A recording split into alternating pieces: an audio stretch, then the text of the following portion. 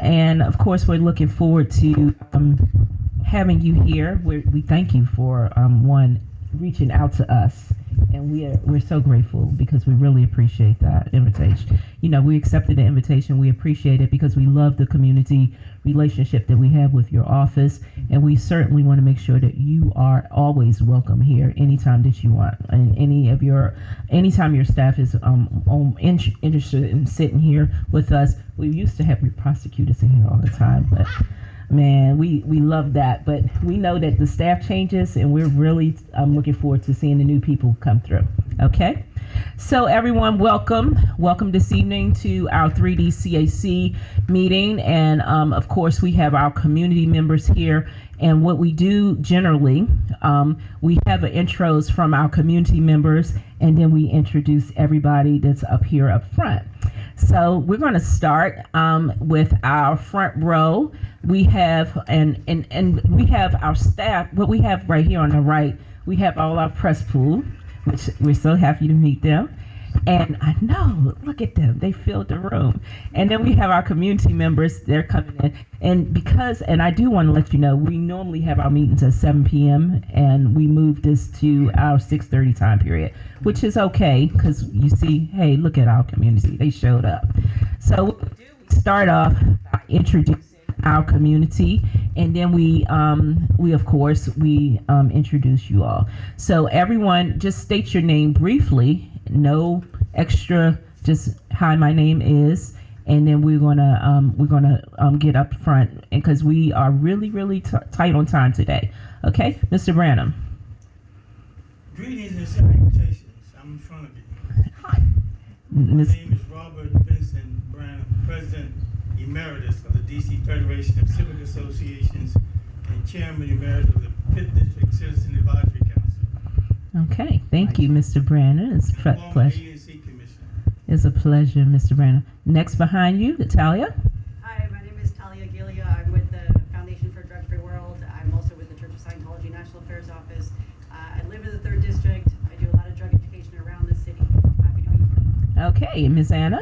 I'm Anna Sineva. I'm Talia's colleague. I'm mostly on Capitol Hill. I do government relations and public policy for the church. And I'm also living and working in the 2nd District mostly, but right on the border of the 3rd. So, Ms. Morel. Good evening, everyone. My name is Mira Ambarmara, and I'm the community manager, and I work in 3D and live in Petco. And welcome, Ms. Toby. Yes, good evening. Ms. Toby. No, she's right behind Ms. Marilla. I am an almost 25-year resident. First and last name, they don't know you. I met you, but they haven't. Dr. Toby Horn, and I am on the board of the Washington, D.C. Hall of Fame, and I am here protesting on 2 accounts, Free D.C. and State. Welcome. You get 2 sides of the shirt. Miss Athena. Hi. Yes, ma'am. Athena Viscusi. I've been a resident of 3D since 1987. I have children and grandchildren born in this district. I must say, this is the most lawless time I have ever lived in this district, with masked people running around kidnapping our neighbors. Okay. I want to hear what you're going to do about it. I'm really excited to hear what you're going to do about it. And we're going to listen today. Mr. Musawi. My name is Hussein Musavi. I'm resident here for 43 years.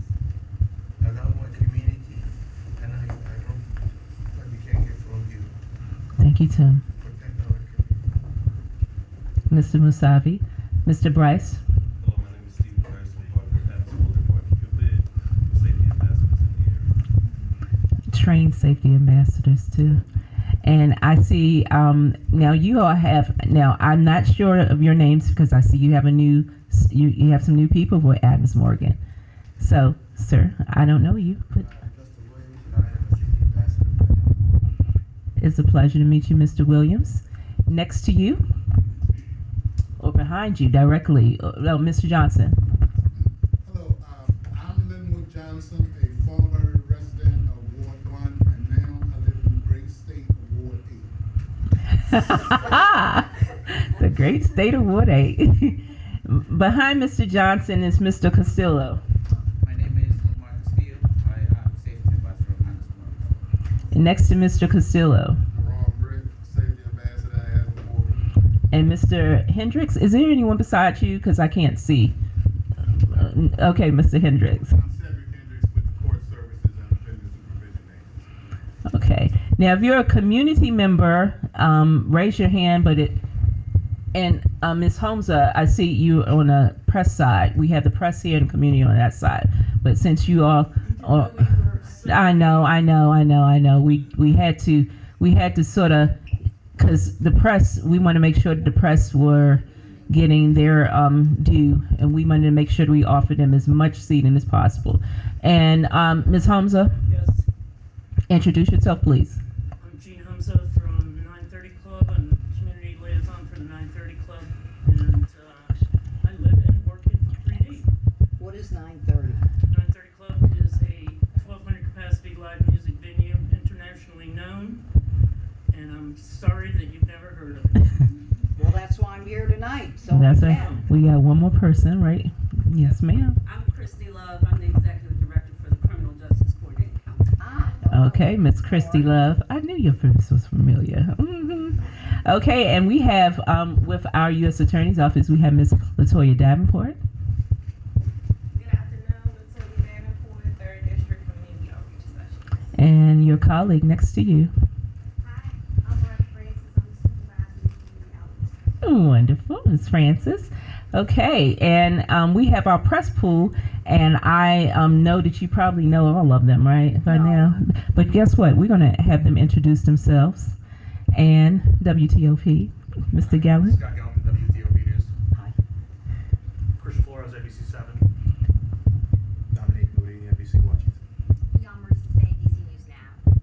Diego. Diego Felipe Gutierrez, Univision Washington. And last but not least, Katie Lasso, WSA 9. Nice to meet you. excellent. Now, I am going to be ever so kind.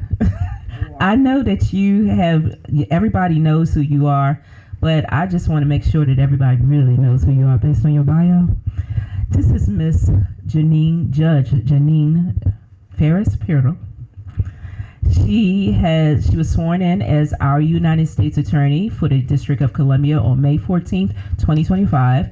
Judge Pirro has been with them for more than 3 decades of experience in law enforcement. Wonderful. She served as an assistant district attorney for the Westchester County, New York, before becoming the first female judge elected to Westchester County Court. Judge Pirro was the first woman elected to serve as the Westchester County District Attorney for 3 consecutive terms. Wow, that's amazing. And was the first female president of the New York State District Attorneys Associations. Love this. Ms. Pirro has the distinction of starting the first domestic violence unit in a prosecutor's office in the nations. Thank you very much. Followed by several other victim-focused programs. She is the author of 8 books, including a New York Times bestseller. I'm going to have you list all 8 of those books here. So, and then next to Judge Pirro is our Commander, Sean Connors. Now, Sean Connors, Commander Connors, I don't need to do an intro to this wonderful room, but if you don't know our Commander, he's recently here. He actually, guess what? You all have identical dates to start dates. You started in May 14th, you were sworn in, and he started here in May, right? In May 18th. May, look at that. Oh, right. That is amazing. 18th This year. Really? That's exactly right. That Where is. were you before that? I was at the 4th District before that. Ah, Yeah. okay. Look at this. I tell you, the small world, and look how we come together. And if I look, I would say May. I can tie into May. That's a good month. But I can say that we have had a lot of things happen since May, right? A whole lot of things. And because we've had so many things happen since May, I want to should I dig in on the questions, or should we just go on and let you start off? I'd like to start off. How about we do that? I want you to be as comfortable as possible. I usually stand when I speak. First of all, this is the first district that I'm visiting. And I picked this, pretty good, they can hear me. Yeah, I picked this district because I went back and told Beretta from my office, I saw something on the news, and forgive me in not recalling which station it was, where there were people who were very animated, and they were very upset about things that were happening. And I said, I want to go right in there, take me to the 3rd district. So I am here. I am here for a couple of reasons. Number one, as Karen said, I have been a prosecutor, a judge, and a DA. I have run for office 5 times. I have been in the law enforcement business for over 3 decades. One of the reasons I took this job is because it's the nation's capital and because it's the only U.S. Attorney's office that has basically a prosecutor's office like a local DA. So I'm responsible for not only federal crimes, both criminal and civil, but also all kinds of crimes that are in what's called the local court in other jurisdictions, but is called Superior Court here. I come here tonight because I want you to know who I am and what I think. I've run for office 5 times. I say that because I understand that I work for you, that I work for the people. I don't think that because I have this job that I'm not accountable. I am accountable. And I'm here, and I will continue to come back as long as you will have me to answer your questions. Are we going to agree on everything? Probably not. But what you are entitled to and what I will give you is what my office is doing, what we can do, and how I need your help to make the district safe for people who live, work, and visit here. And I started the first domestic violence unit in the nation so many years ago. I won't tell you because you'll start trying to figure out how old I am, and we don't need to go there. But more importantly, I fought for a hate crimes law in New York at a time when it was not something that people were interested in. And as part of my the group that I got involved to get a hate crimes law passed in New York, the Cardinal, John Cardinal O'Connor, was someone that I worked with to try to get the police and some of the more conservative people involved in recognizing that hate crimes need to be elevated. I have been involved in the prosecution of hate crimes for years. I have prosecuted crimes against the elderly, and I do it with a passion. And whether it's violent crime or whether it's economic crime, you can commit an economic homicide if you steal from a senior citizen, okay? It can be the end of all of their life savings.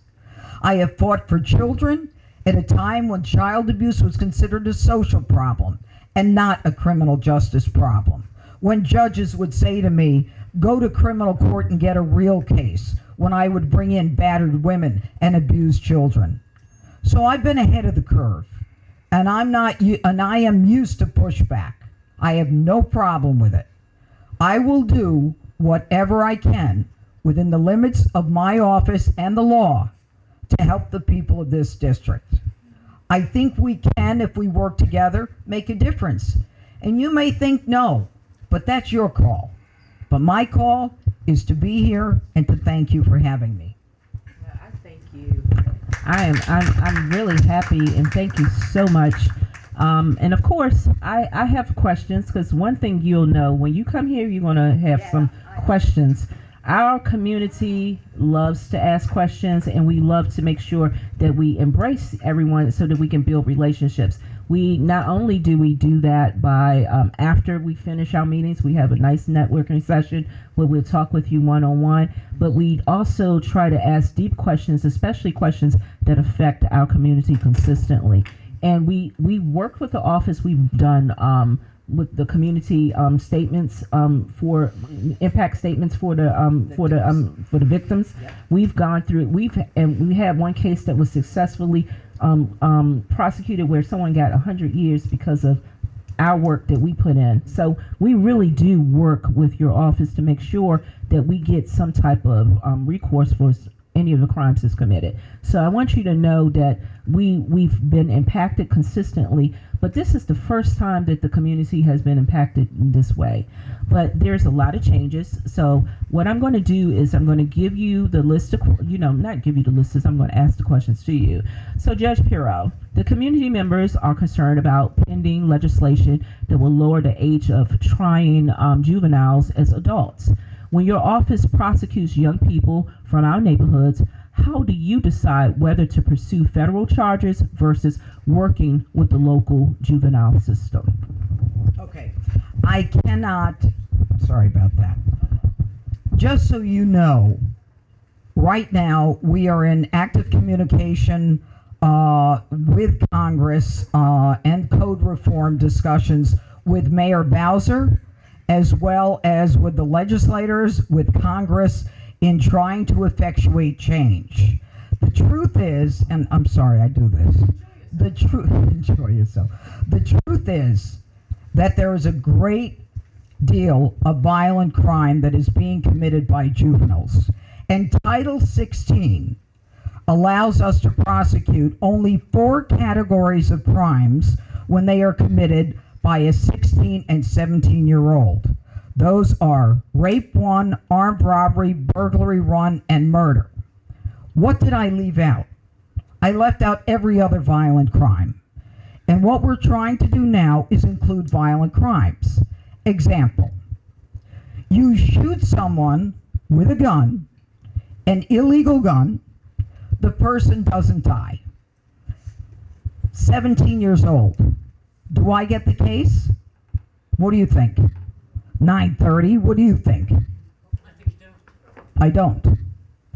The problem is, if he repeatedly shoots people, I don't get him. And the carjackings and the juvenile crime in this district are astronomical. I mean, if the facts are the facts. I'm not going after people because I want to. I go after people based on the data. And the data is very clear. It's the juveniles that are carjacking and torching the cars. I never heard of torching, okay? I never knew that was a thing. It's not a thing in New York, it's a thing here. So with the repeated violence and the move to family court, because I don't have jurisdiction, you have to say to yourself, what does family court do? The purpose of family court is to rehabilitate and keep the family together. That is the rule. And that means that there is very little accountability in these cases. In fact, I think it was your reaction to the shooting of the intern that got my attention, which is when I said to Beretta, I gotta go see those people. That young man, who was 21 years old, Eric Tarpinian Jackham, that young man was shot by 2 17-year-olds. Now, I can't say much more than that, but let me ask you something. How many of you think they had a violent juvenile record? Raise your hand. Yes. You can't repeatedly allow young people committing violent crimes to go to ice cream socials and yoga because that's what they do. The young kid, remember they called him Big Balls? I didn't call him that. That's how he was, the Doge kid. He was some brainiac, smart kid who came here. He got the crap beat out of him. He had a severe concussion, a broken nose, beat to hell and back, okay? Most of those kids were 13 and 14 years old. And the girl that was in the car that he was trying to protect, which car was the whole point of the attack, said, I kept looking at them. I spoke to her the next day. She said, I kept looking at them, and they were 12 and 13 years old, banging on the window, saying, give us the keys, open the door, give us the keys. And had the police not driven by at that moment, that kid would have been on the ground, and that would have been the end of him. Because he was able to stand up, he was able to withstand the fight. Now, So you say to yourself, does she want all young people? No, I don't want all young people. But I do want young people who are committing violent crimes and repeatedly committing them, because it's time to make them accountable. And I am tired, with all due respect, and I know that there's someone just looking at me, with a mental health or social service background. I don't want to hear about the prefrontal lobe anymore. The prefrontal lobe not being developed in a teen. I've done this for 30 years. This isn't new to me, okay? When they know there are no consequences, when they know they can continue to commit the crime, when they are emboldened because they can commit it over and over and over again, then we're the suckers and we're the ones. Go ahead. It's my friend over there in social service. We're not questions. Okay. We won't be taking questions except from me and the ones that have been sent in. And then hold up. And then hold not. No, that's not going to happen. Excuse me, not sir. Karen, that's not going to happen. No, that's not going to happen. I'm still Okay? asking her question. Yeah, that's not going to happen. Hold on. You're going to have to hear, There will take be questions from the community at the. Did you not see the agenda? I said not right now. Let me lead my meeting. Please do not disrespect me in my meeting. Don't respect us. I am going to. If you're going to be held accountable, she needs to be held accountable. President Trump needs to be held accountable. Did you see this agenda? He called. He does not go protect. Don't you can have a seat, Commander. Have a seat. He does not protect. He does not protect men in blue. Look. He did you see called. this agenda? He gave part. Did you see this agenda? Who attacked our police? Did you see this agenda? Okay, Mr. Branham, I want you to be able to enjoy yourself in the meeting, but I want you to look at this agenda. I want you to look at this agenda. She doesn't really want to be. Yes, she does. Then look, Look, please. Look, please. Because you're here for photo ops and no, that is not the reason why. That is not the reason why. First of all, I'm not even connected on Twitter. And look, this is not connected on Twitter. Look, Mr. Branham. Thrown to the floor and handcuffed. Okay, Mr. Branham. I really want to be able to let you answer your questions, but if you can't allow me to have my meeting, you already know what's part 2. Okay. I'm calm, but I'm not going to be disrespected. But we haven't even started the meeting. Okay. Don't do that. No, we good. All right. Okay. Okay. Thank you. Thank you very much. Okay. She owes me an apology. You owe me an apology. Had me thrown to the floor and handcuffed. Here's my next question. My question is, beyond gun cases in the district court, we've heard you discuss gun cases, right? What other type of crimes is your office prioritizing for federal prosecution in the 3rd district? Drugs and guns. What? Primarily guns. There are too many guns. There's too much shooting. There's too much forgiveness of guns. We convict people of possessing illegal guns. And they're not sentenced to any time.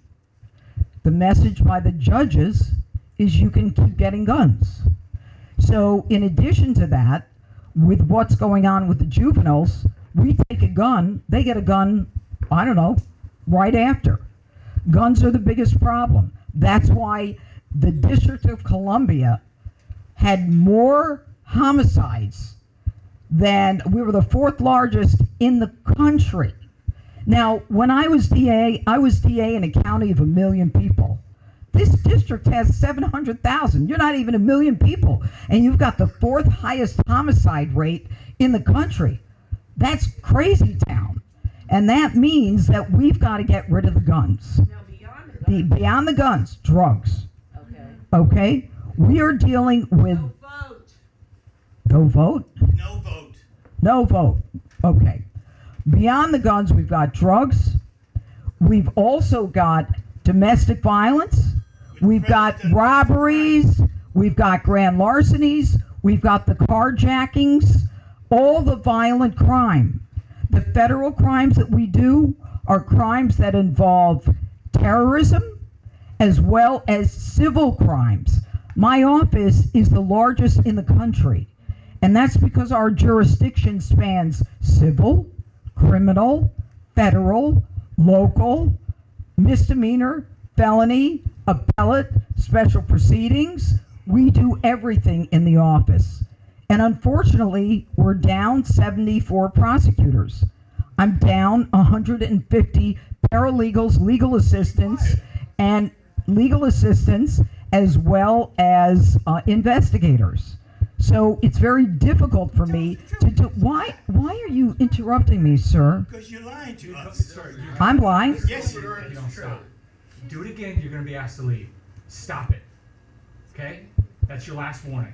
Why am I being warned to come to this? Why? Stop. Because normally in our meetings, we listen to people, we respect No them. many people and don't then- come in and lie look, like this. Whether they tell, whatever they decide to do, we do listen to them, okay? And we never interrupt them. And I'm gonna tell you, Mr. Branham, you know good and well how I behave. And you know I would never come to your meeting to do that. And I do not like the fact that you did that here. And you know that I want coming to me and being lied to and being disrespected and being disrespected. Yourself at the meeting Okay, and without threatened. being kicked And out. threatened. Okay. And threatened. This is So, a public look, meeting. This, and This that's is a why you public should meeting. you should have relaxed. You have to go. Don't touch me. You have to go, sir. But see, the Don't drama do that. is No. unnecessary. I'm not going to be dealing with the drama. So you gonna throw me to the floor too? That's what they. You gonna throw me to the floor too? No, sir. Listen. All right. Be nice. This is how she wants to operate with the public. This is how he treat the public. This is how they treat the public.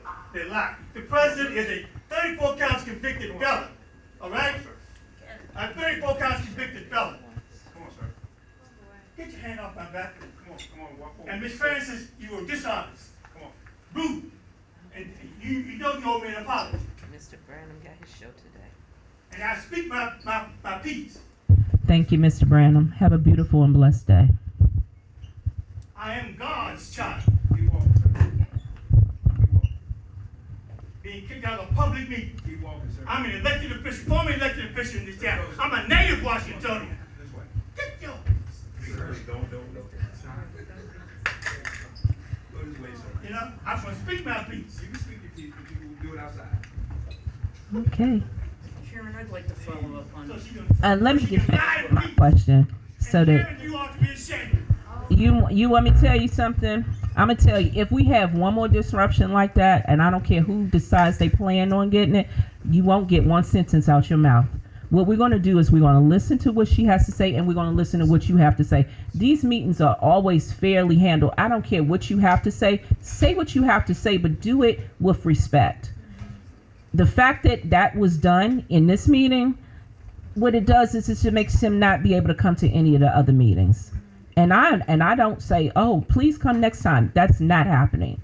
So I want everyone to be able to enjoy yourself. And even if you have passion in your questions, have that passion, but do it respectfully. We can listen to each other in this meeting. That's what we're going to do. Okay? So if you want to stand up, just like Miss Toby, she had her two-sided shirt. I love her shirt. And I want her to express herself because guess what? We want DC to be a state.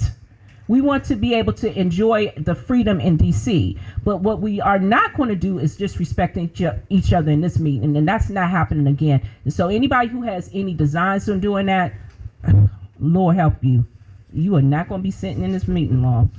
So let me get back to where I was going with my question. And now I'll get to you, Jean. Okay? Thank you. Because I think somebody forgot exactly who they was dealing with in here. But I'm going to fix this one. Okay, back to the questions in regards to, for years, prosecutors from your office had attended our monthly meetings, and I know you had a huge staff change. That stopped this year because of your staff changes. Can we restore regular dialogue? What stopped? Look, we haven't had our prosecutors in here every meeting. Every meeting, everybody can be. Comes. No. We do not have a prosecutor in our meetings every. Beretta's not a prosecutor. Right. No, we've had, and I'm gonna tell you, we've always had. We have a running chair for everybody who comes in here, Yeah. and we're so used to having them. I mean, Bonnie Livingham, she used to come here all the time. She sat front row.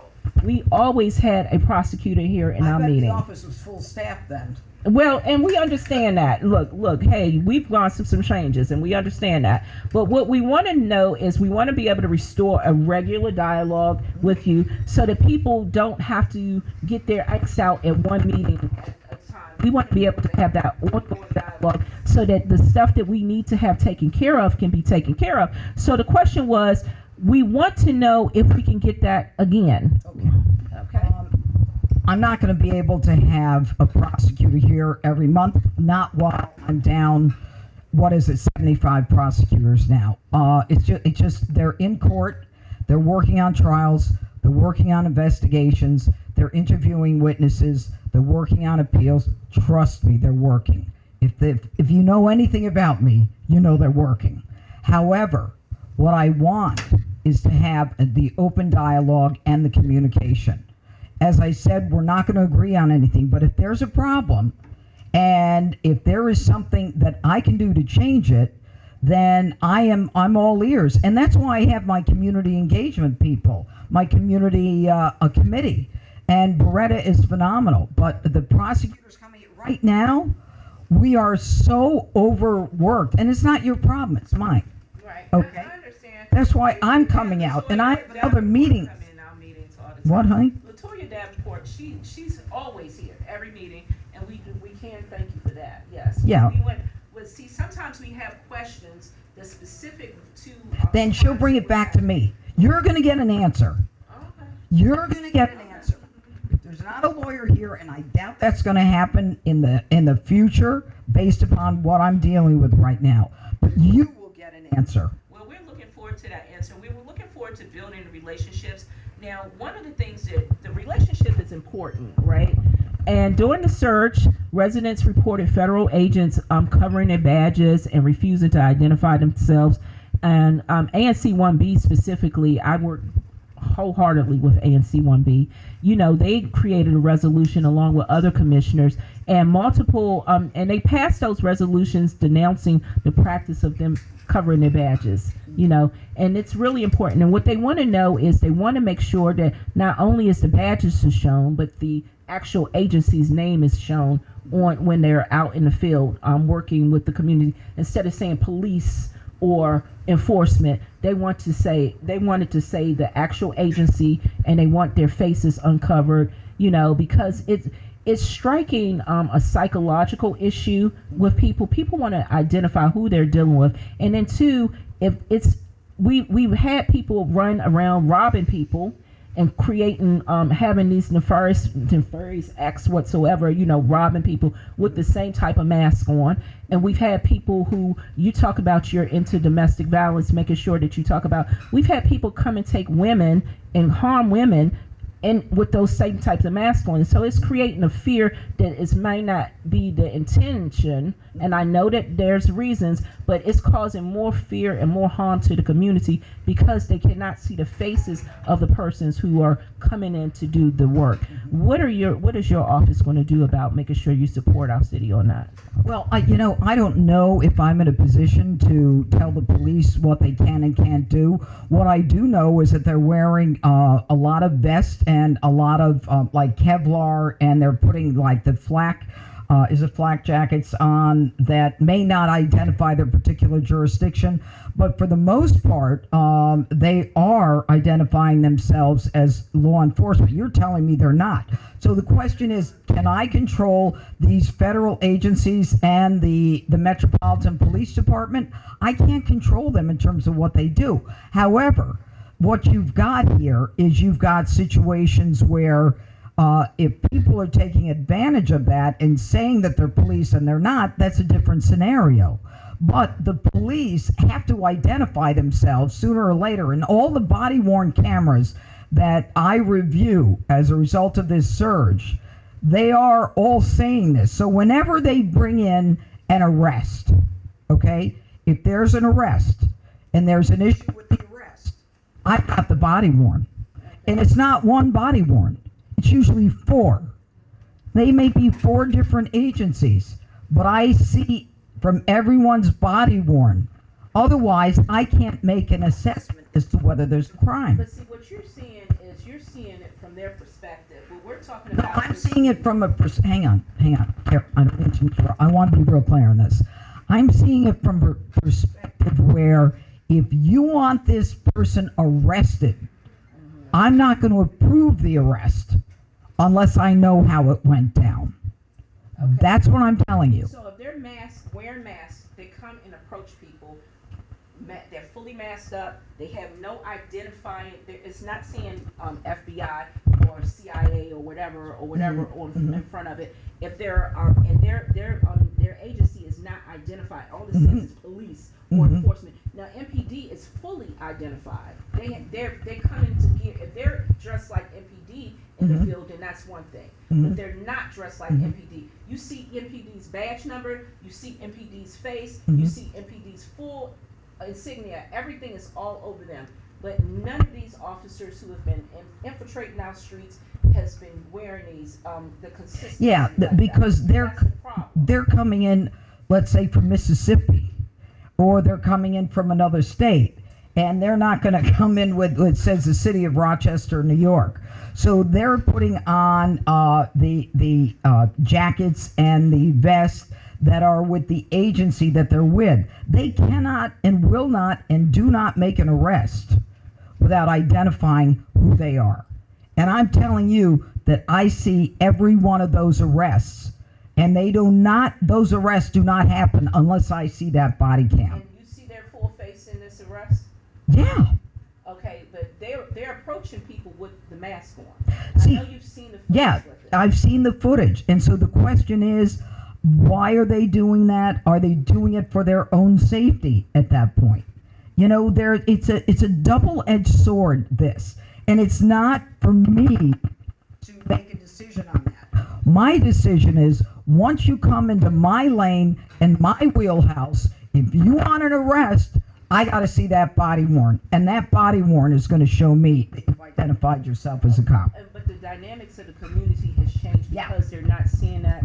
And you, I mean, we have I'm fragile community. This is a hearing you. very fragile situation where they're impacted with all these mass people at one time. So you can imagine what it looks like. It's a terror. But let me explain something. Okay. Do you know that as a result of the surge, homicides are down 53%? Do you know that as a result of the surge, robberies are down 59%?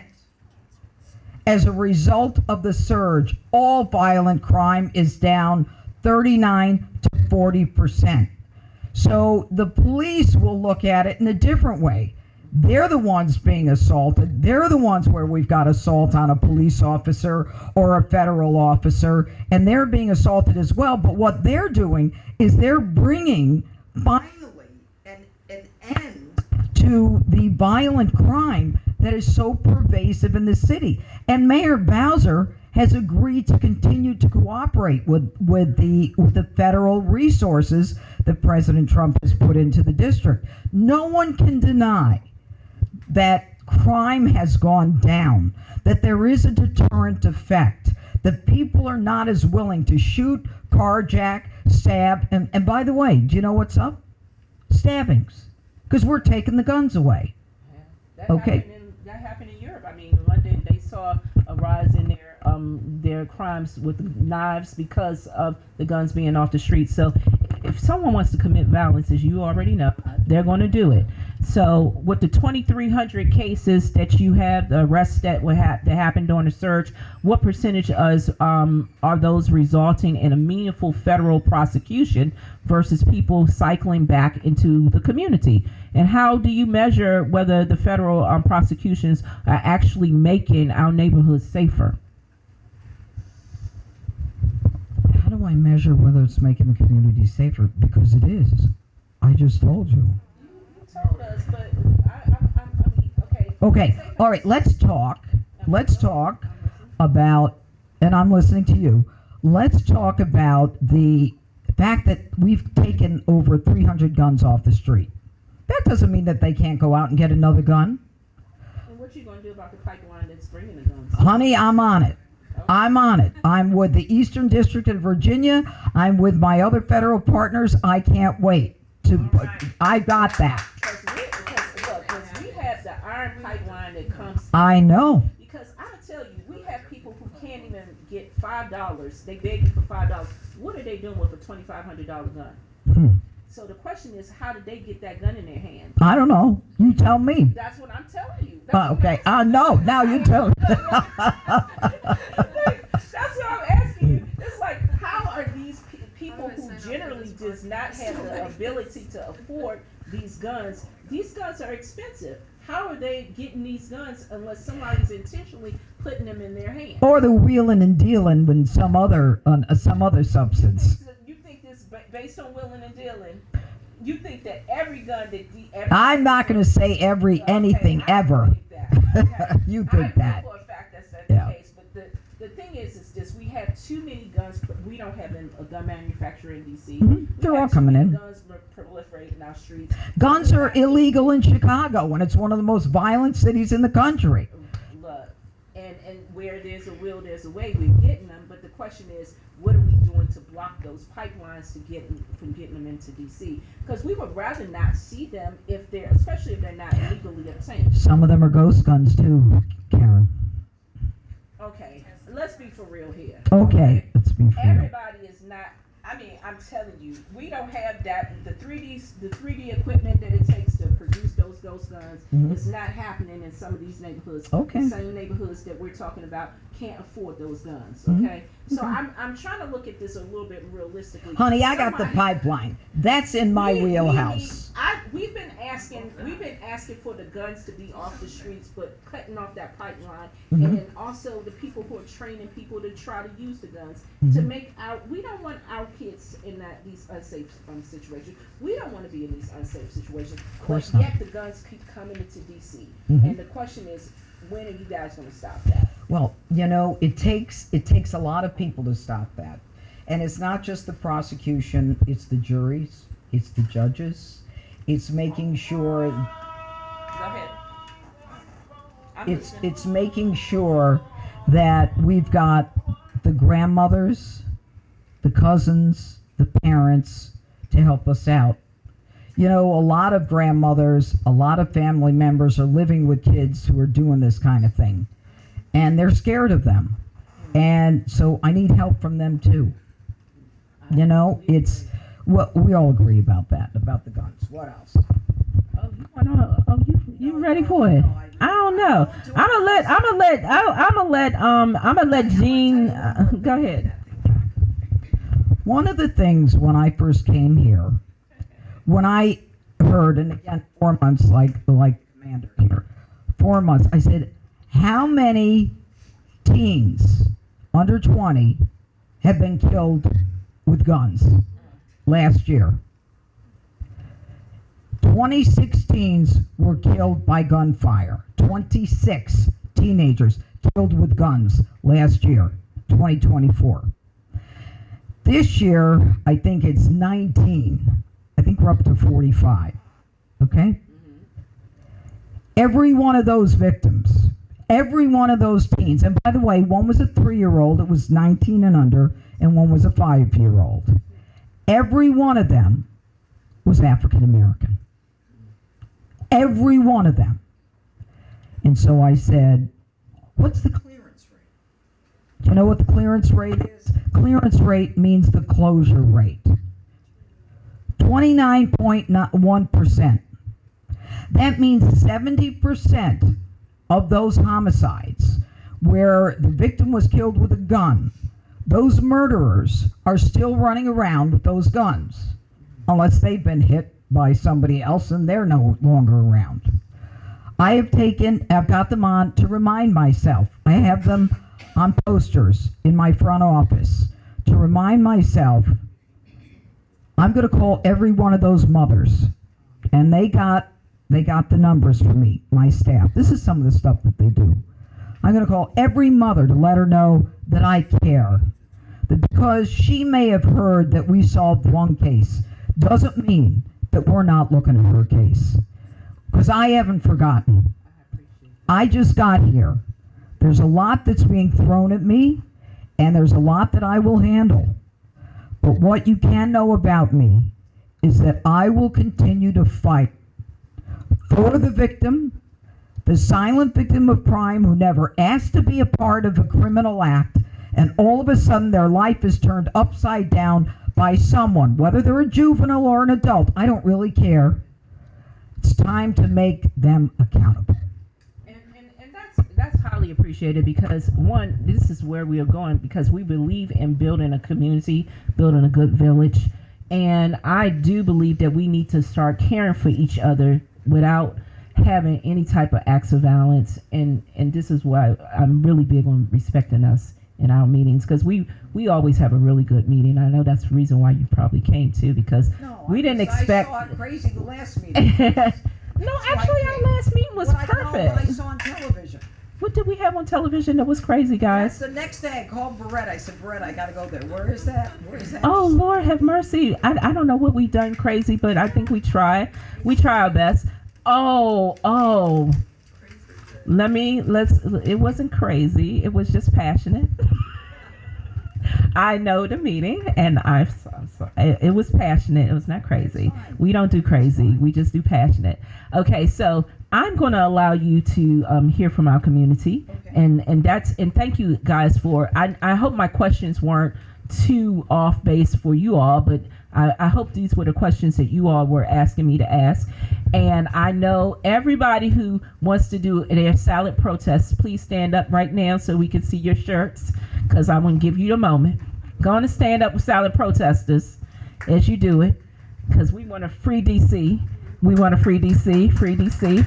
Look, and do not say that you didn't get your shine in this meeting. You got your free DC shine. Okay, and that's what I'm expecting next. Jean said that she wanted to go first, and I said it again, please, ma'am. No, he's telling me that I have 5 minutes. Okay. Oh, are we all? Look. No, but I'm listening. But do you realize? I'm sorry that we took 15 minutes away from your time from us because of that other protest that wasn't silent. But they're waiting. And I'm respecting her time, but she has a 7:15. But we're gonna get. Can we get 2 questions then? Depends on how long. Let's go. Tim, is it? I mean, 2 questions. Yes. Okay. What's your name, ma'am? Me? Yes, ma'am. I didn't get your intro. I'm Abigail. Miss Abigail, last name? Freeman. Okay. Abigail, first Jean, then Abigail, and then and Andrea. Okay. You guys make sure your questions very, very, very clear. Okay. Thank you. Here you are. Okay, go. All right, first of all, thank you very, very much for being here. Me? Yes. Oh, You. gee, I didn't expect that. How should I address you? AG? Jeanine. Janine. Yeah. Well, I'm Jean, so that makes All right. sense. Thank you very much for being here. It's huge, and while there's the politics and everything involved, it's irrelevant when we're talking about the safety of our city. So I really appreciate what I've heard from you today. Guns, yes. Drugs, yes. The violent crime, love it. The endlessness of it all, we understand. I wanted to talk, and so I'm going to take us back a few steps, where you said you're so understaffed.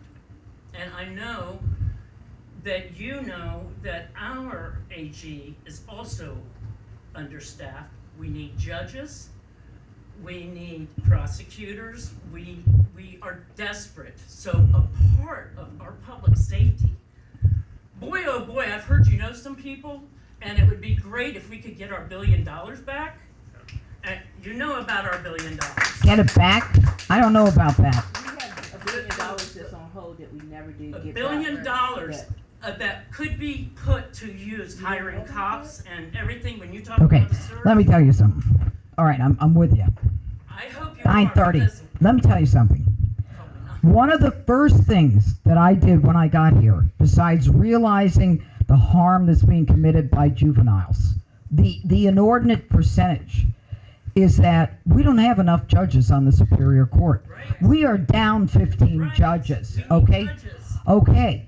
I'm singing. I spoke to someone very important about I that. hope so.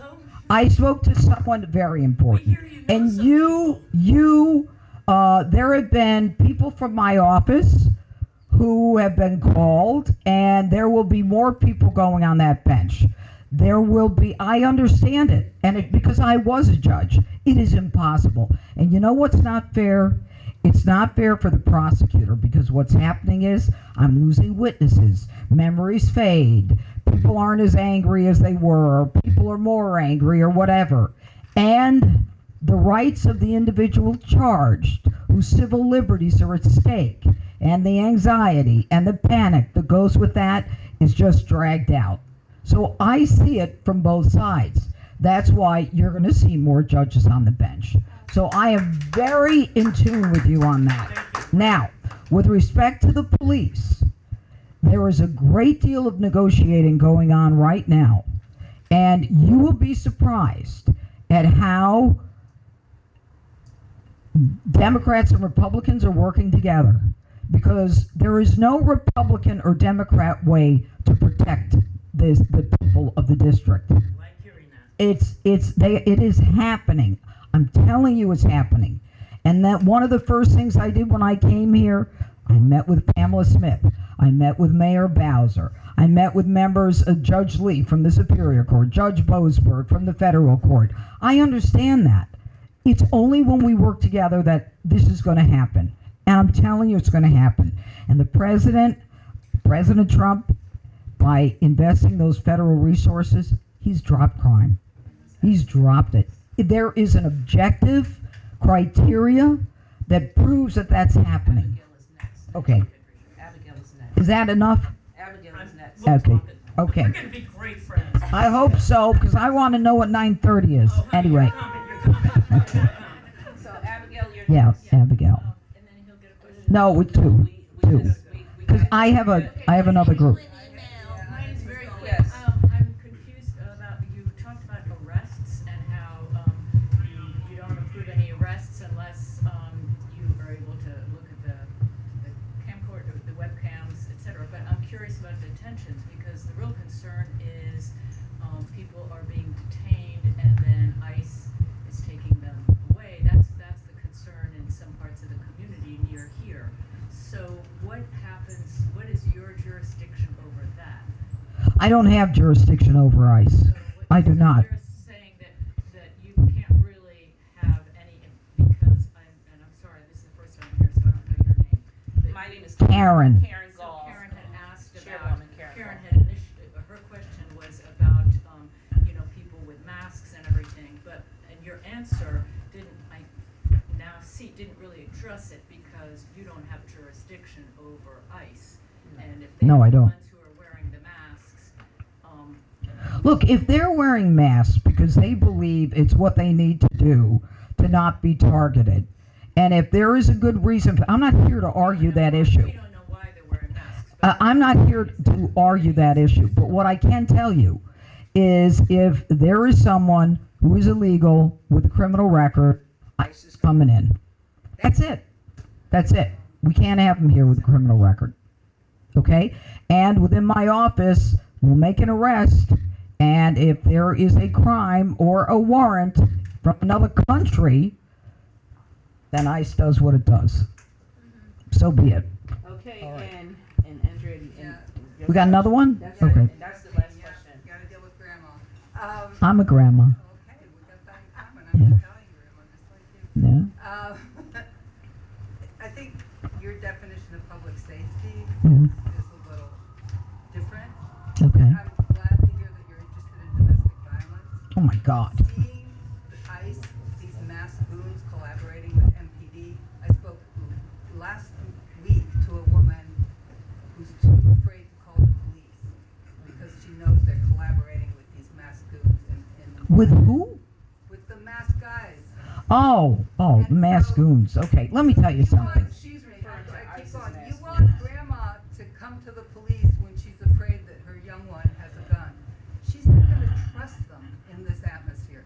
We have completely lost trust by letting these people run wild in our neighborhoods. Mhm. We had an arrest last night, a block from my house, where there were 25, 30 agents, FBI, HSI, I don't know what, people not identified with masks, and MPD are being seen with these people. So Yeah. people are not gonna trust MPD anymore, and you are not gonna get any witnesses coming to you. So you need to rein this in. You speak to God, who's making this happen, I right? wish. Our local commander can't get them pulled off the street. We need these people away from us. It is a reign of terror. We have helicopters going over our house night and day. I mean, Aren't you afraid? This does not feel safe. This does not feel safe. This is not my definition of public safety. We have children, truancy has gone up in the schools because the parents are afraid of going out in the street and getting kidnapped.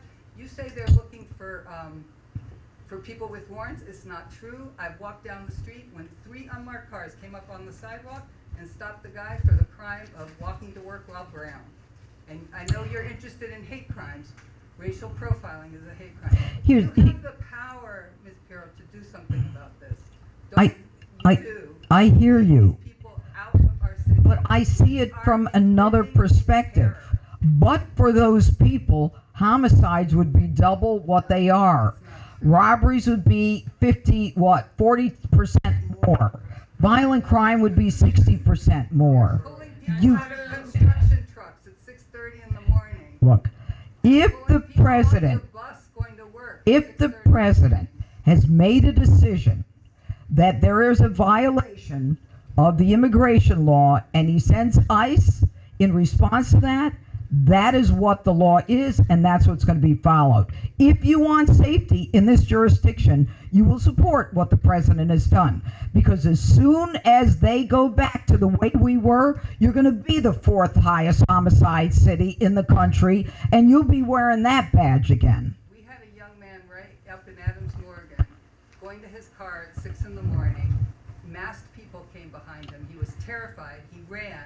They tackled him, broke his arm, took him into ICE detention in Chantilly, find out he's a legal permanent resident with no criminal record, and then he's released with a broken arm.